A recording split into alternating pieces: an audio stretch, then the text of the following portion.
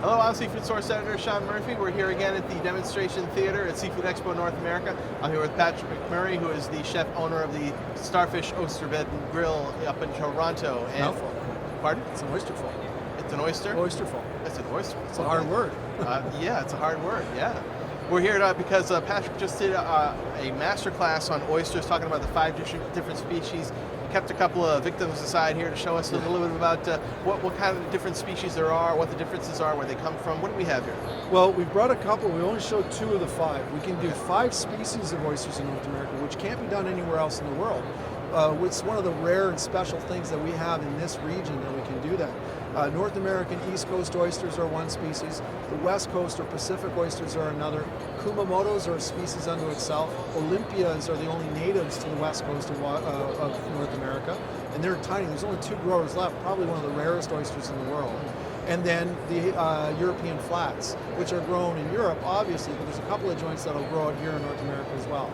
And within that, you have multiple different varieties in different areas where you get different flavors, what we call different regions or terroir will give that flavor. So if you have all the oysters on North America's East Coast as one species, generally it's going to have one flavor range of salt and sweet, and it will change based on the region it comes from New Brunswick all the way to the Gulf of Mexico.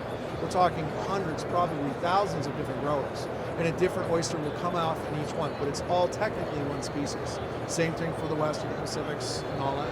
Now, the differentiating the different types, is it really hard to seek out a certain type as opposed to just getting oysters? Some of them are very rare. Yeah. Like you would like in Toronto, I know of Hog Island Sweetwater from San Francisco. It's actually difficult because it's a logistics thing at that point. And sometimes it's also, okay, how do you express that to the consumer and the customer? Are they going to buy it? Is it that different to warrant the extra price? I import Irish oysters because I can. Up in Canada, we are allowed to do that. And I bring in 2 types from one grower. I bring in the Galway Bays and the Clarenbridge Bays. They're 2 species, but 2 flavors. And I express to people, I go, this is a European oyster, and it's unlike any flavor that you can have here because the waters are different, because what the oyster's feeding on is different. It will create that different flavor and texture. It does cost more money because you're flying it now from Europe. And also, you're talking exchange rate as well. Everything you fly. Everything. It does. Well, you're flying it from, we truck our oysters from Prince Edward Island as opposed to flying it because we can get it that way. It softens the price. But people are astounded. They go, oh, their oysters from Europe can't be fresh. I'm like, oysters from Europe take 24 hours to get here. Oysters from Prince Edward Island take 36 to 48 hours because they got to hub it through different trucking. They're like, what? I go, oysters have no shelf life per se because they're still alive in the shell. That's right. Absolutely. So now what do we have here? What we were showing here on the stage, we're showing a Wellfleet oyster, which is a classic East Coast American oyster, and a Kumamoto. And the beautiful thing of these ones here, the Kumos are this is a purebred Kumamoto. The way you can tell is the fluting, what I call a cat's paw. It looks like a little cat's paw design. Very deep cup, very flat top. It's technically a little bit more difficult to shuck because it is smaller, but this is what you want to see on the outside of a purebred Kumamoto. Okay. Translates into the East Coast oyster as well. You'll see a little bit of fluting here. This is an old school. Wellfleets tend to have a different, what I would term a different species or different subclass species, but the flavor on these are fantastic.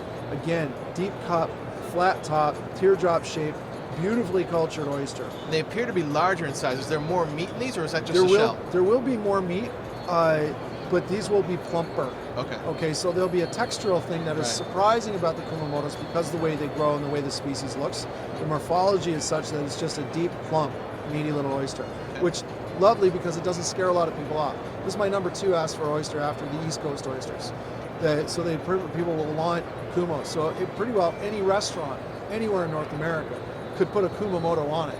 And the name is now well known to a point where they'll go, oh, that's interesting. Or they'll just tell the story. Well, it's a West Coast oyster. It's actually originally from Japan, brought here in the 1920s. Delightful little flavor, very little sea salt right now. Sweet cream, melon, and cucumber in the flavor range. Chefs love to use this one because it's got that flavor range. It's got a lovely name, lovely look to it, and no one's going to be scared with it because of the size of on the palate. Now you are an expert. You are an expert oyster shucker. Rumor has it. Are you still holding the Guinness record? I do still have the Guinness Book of World Records, 38 oysters in a minute. That's just a pop and drop situation, Well, but it works. You don't have to do them that fast. No. But can you show us some of the secrets to what it takes? Yeah, of to course. what it takes to shuck an oyster. What I do is I'm a tabletop shucker, so that means I will shuck on a board. Right. Today I use a hockey puck Right. or whatnot, just because. Well, you are Canadian. It's a Canadian There you thing, go. you know. Yeah. As long as you know that, it raises it up off the board. Normally I'll shuck in a pie pan, so it keeps all the mess. The juice, yeah. Yeah, because I make a lovely mess over there. You can keep it contained. So a pie pan and a hockey puck is all you need. And then I shuck cup side down. So you got the cup, which is the bottom, the cap, which is the top. You want to keep all the liquor in it as possible. Yeah. So you tabletop shuck like this. You hold your oyster hard so it doesn't move. You can use a cloth to wrap around and protect your hand if you want to as well. I recommend that for home people. And then I go in through the hinge, which is the back part of the oyster, Yep. teardrop shape, the apex where it comes together right here, is a natural opening for the knife tip. This is actually where it's closed all the time. So once you break the hinge, you wiggle the oyster knife back and forth like this. You don't jam it in. Don't try to shove it in. Yeah. Don't try to pry it open like this. You try to wiggle it until it stops wiggling. Okay. That means it's set. Once Okay. it's set, you can turn the oyster knife. Pry it Whether it's open. fancy like this or a regular oyster knife, you're going to get it till it sets, and then you torque it. You turn the oyster knife quarter turn, 90 degrees, Okay. and this will happen.